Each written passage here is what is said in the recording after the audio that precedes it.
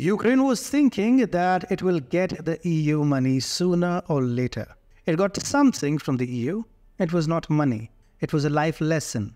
We will tell you all about it, but before that, if you're a fan of non-corporate funded free news and analysis, you've landed on the right YouTube channel. We publish 3 videos a day, first at 9:15 a.m. EST, second at 1:30 p.m. EST, and the third at 5:30 p.m. EST. So if that's of interest to you, pay all your credit card dues today, because you never know what you will need to sell in order to settle them in the future. Okay, let's begin. Ukraine recently navigated a nuanced lesson. There truly are no free lunches. This adage extends to the European Union's approach, underscored by EU Commissioner Thierry Breton's response to Ukrainian President Volodymyr Zelensky's critiques. Zelensky lamented the EU's perceived shortfall in delivering on its pledge to supply Ukraine with 1 million artillery shells, a crucial component in its defense against Russian aggression. Breton's retort highlighted a critical distinction.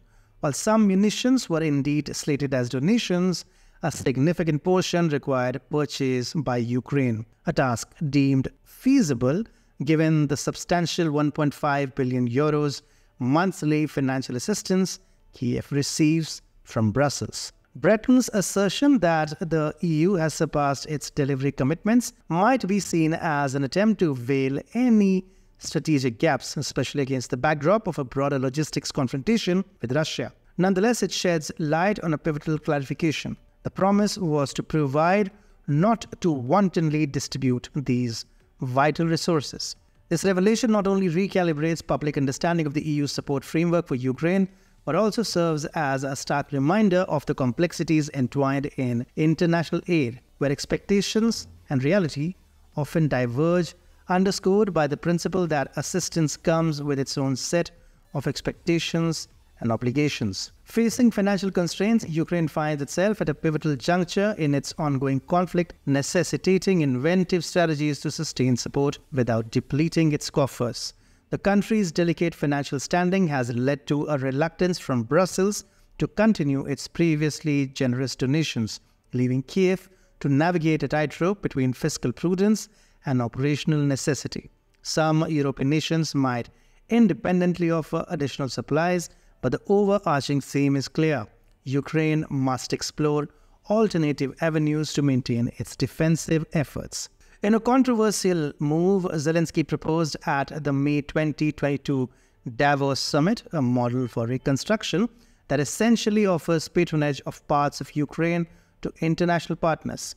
This model suggests a direct exchange, control or influence over regions, cities, communities, or industries in return for crucial support. Countries like Britain, Denmark, and entities like the European Union have reportedly shown interest in this partnership, eyeing specific areas for involvement. For those who did not understand this complex definition, Zelensky wishes to sell Ukraine in parts to the highest bidder. The potential deployment of a G7 envoy to Ukraine tasked with implementing this Davos-endorsed agenda indicates a shift towards formalizing the agreement. This strategy aims to distribute stewardship among willing patrons, effectively trading shells for shares in Ukraine's future. However, Zelensky's stance remains a gamble. This precarious balance reflects a broader dilemma, securing immediate aid while navigating the long-term implications of sovereignty and autonomy. But then it's Ukraine, and who cares, frankly.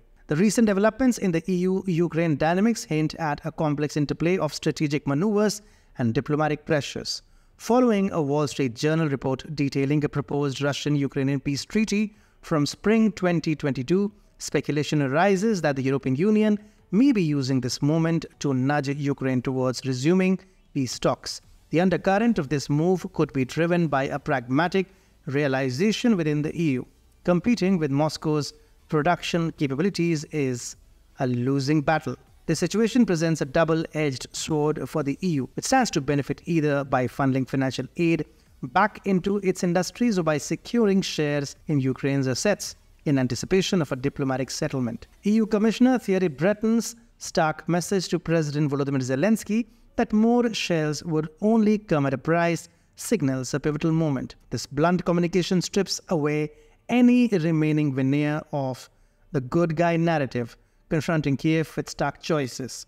Ukraine is cornered into a dilemma, purchasing more munitions or bartering parts of its sovereignty for support. The path Ukraine will choose remains uncertain, as does the broader impact of these negotiations on the country's future and its relationship with the EU. We were laughed at when we released a video about Ukraine turning into a private corporation. Well, we are laughing now. You can watch the intricacies of this audacious shamelessness by Zelensky, American corporates, and the British king.